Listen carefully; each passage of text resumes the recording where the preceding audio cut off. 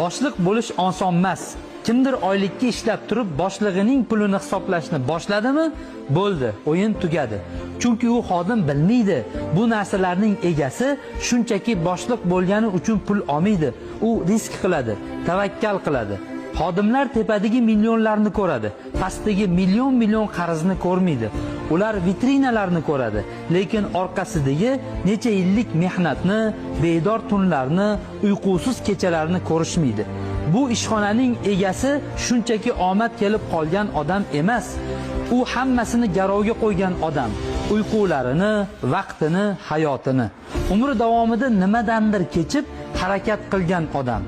U millionlarga arziydigan shartnomalarga qo'l qo'yadi. Arenda, ijara to'laydi, tovar, mahsulot oladi.